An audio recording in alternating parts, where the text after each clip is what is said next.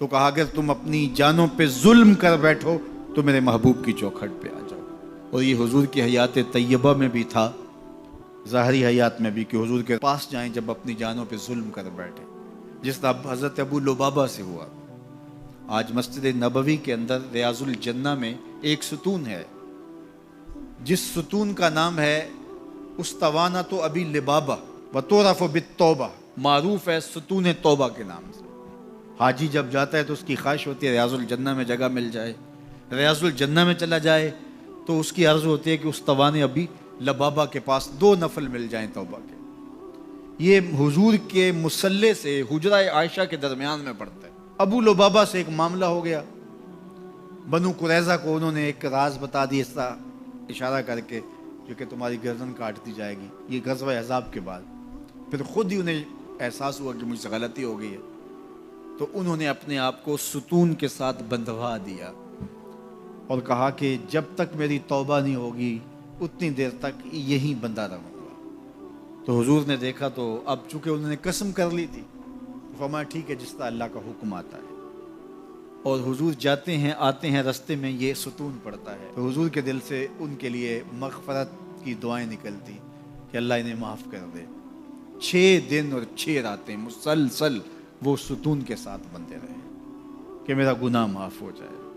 اللہ اکبر۔ پھر اللہ کے محبوب پر وحی نازل ہوئی، ابھی پردے کے حکام نہیں اترے تھے۔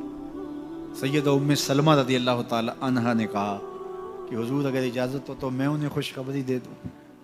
تو فرمایا ٹھیک ہے۔ تو وہ دروازے پر آئیں اور کہا کہ ابو لبابہ تمہاری توبہ قبول ہو گئی۔ تو صحابہ دوڑے ان کی رسیاں کھولنے کے لیے۔ ابو لبابہ نے کہا خبردار کسی نے میری رسی کھول لی، یہ رسیاں حضور اپنے ہاتھوں سے ہی کھول لیں گے۔ پھر فجر کی نماز کے وقت حضور تشریف لائے تو حضور نے رسیاں کھولی۔ تو استوان ابی لبابہ کے نام سے اب بھی وہ ستون موجود ہے وہاں۔ جب ترکوں نے مسجد نبوی تعمیر کی تو اس مقام کے اوپر جو ہے وہ ستون بنایا، اور آج بھی جب حجاج زائرین جاتے ہیں تو وہ اس ستون کے پاس 2 نفل پڑھتے ہیں، اور وہاں 2 نفل پڑھ کے جب دعا مانگی جاتی ہے تو گناہ معاف کر دیے جاتے ہیں۔ یہ علامت ہے اس بات کی کہ صحابہ گناہ کر بیٹھتے تو حضور کے پاس آتے۔ اب حضور کے وصال کے بعد بھی یہ عمل صحابہ میں جاری رہا، تابعین میں جاری رہا، بعد میں آنے والوں کے لیے جاری رہا، اور آج تک امت وہاں جا کے حضور سے شفاعت کی طلبگار ہوتی ہے اور اپنے گناہوں کی معافی اللہ کے حضور کے وسیلے سے طلب کرتی ہے۔ صاحب مدارک نے لکھا اسی آیت کریمہ کے تحت کہ حضور کے وصال کا 2 یا 3 دن تھا، ایک عربی دیہاتی دور دراز سے سفر کر کے مدینۃ المنورہ پہنچا حضور سے ملنے کے لیے۔ جب داخل ہوا تو پتہ چلا کہ حضور کا تو وصال ہو گیا 3 دن پہلے، تو پھر اس پہ کیا گزری؟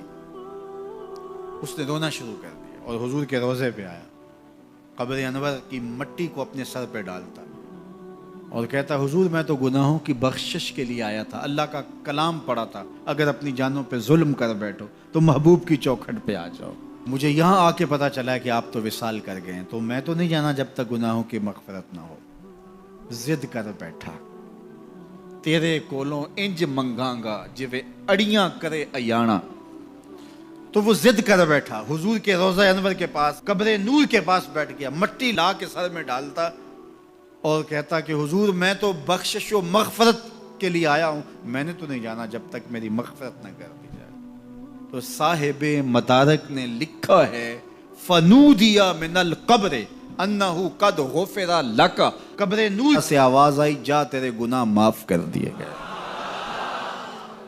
یہ حضور کے وصال سے 3 دن بعد کی کہانی ہے، اور اس کے ایک عرصہ بعد امام عطبی کہتے ہیں میں حضور کے روضے کے پاس بیٹھا تھا اور ایک دیہاتی آیا اور اس نے بھی فریادیں کی اور فریادیں کر کے چلا گیا، اور میں بیٹھا تھا، بیٹھے بیٹھے اونگ آ گئی تو حضور کی زیارت خواب میں ہوئی، اور آپ نے فرمایا اے عطبی اٹھو اور اس عربی دیہاتی کو ڈھونڈو، اور جب مل جائے میری طرف سے جنت کی بشارت دے دو۔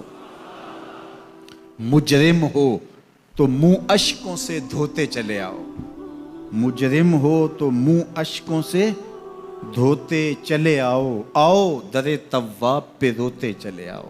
قرآن میں مذکور ہے بخشش کا طریقہ، سرکار کی دہلیز سے ہوتے چلے آؤ. کہا جرم کر بیٹھو تو محبوب کی چوکھٹ پہ آ جاؤ. پھر کیا ہوگا؟ لَوَجَدُ اللَّهَ تَوَّابًا رَحِيمًا. تم تو گناہوں کی معافی لینے آئے تھے لیکن محبوب کو ساتھ لے آئے ہو، لہٰذا وسیلہ حضور کا ڈالا ہے تو گناہ تو معاف ہوں گے ہی ہوں گے، اضافی رحمتیں بھی عطا کر دی جائیں گی. اللہ اکبر. کرم نوازیاں ہو جائیں گی تو ان کے در پہ حاضری سعادت مند لوگوں کا عمل اور وظیفہ رہا ہے. ان ربکم حیی کریم یستحیی من عبدہ اذا رفع یدیہ علیہ ان یردہما صفرا. تمہارا رب حیا کرنے والا، سخی، زندہ اور کریم ہے.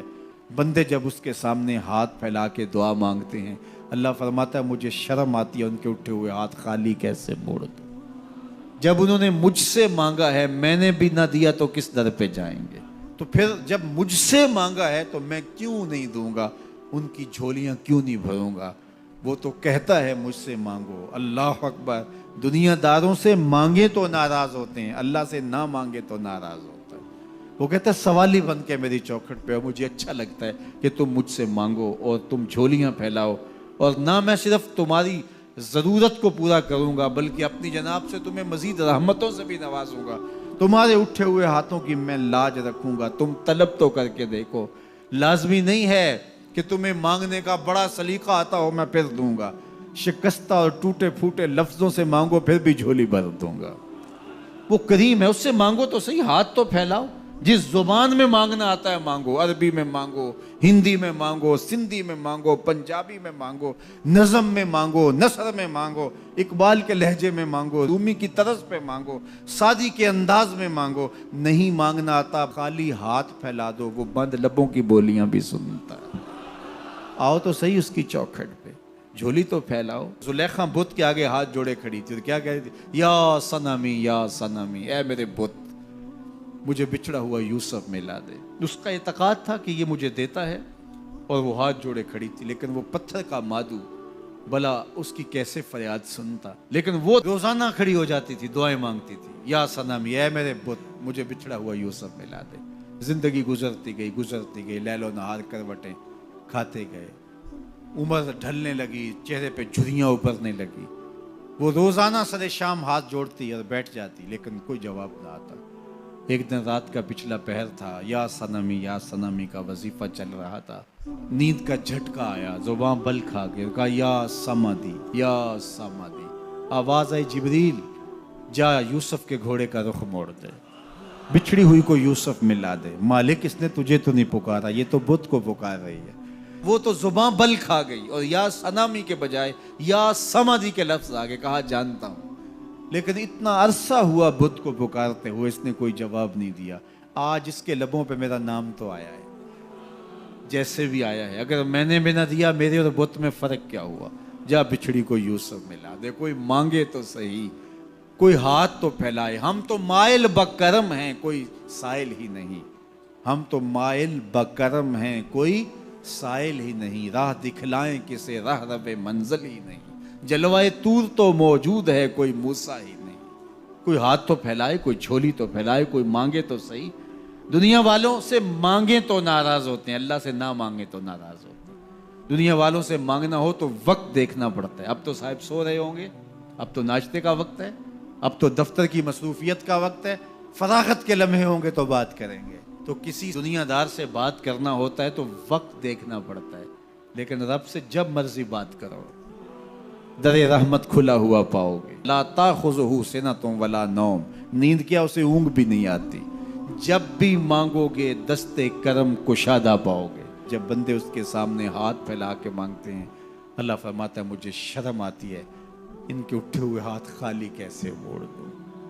تو ہم بھی اللہ کے حضور دعائیں کرتے ہیں. اگر کسی کو وہاں جانا نصیب ہو تو وہ تو قبولیت کے بہترین لمحے ہیں، اور اگر نصیب نہیں بھی ہوتا تو 9 ذی الحج کو ہم یہیں کھڑے ہو کے کہتے ہیں مالک وہاں تو آ نہیں سکے، یہاں تو کھڑے ہیں.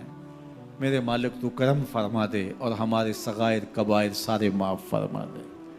تو 9 ذی الحج کا روزہ بھی رکھا جائے اور اللہ کے حضور دعائیں بھی مانگی جائیں.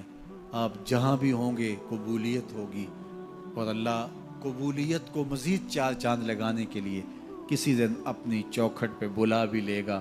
وہ کیا کسی نے کہا تھا کہ کام آخر جذبہ بے اختیار آ ہی گیا، کام آخر جذبہ بے اختیار آ ہی گیا، دل کچھ ہی صورت سے تڑپا ان کو پیار آ ہی گیا۔ تو ایک دن اللہ ہمیں اس سعادت کے لیے اپنی چوکھٹ پہ بھی بلائے گا۔ اللہ آپ سب کو بار بار حج بیت اللہ کی سعادت نصیب فرمائے۔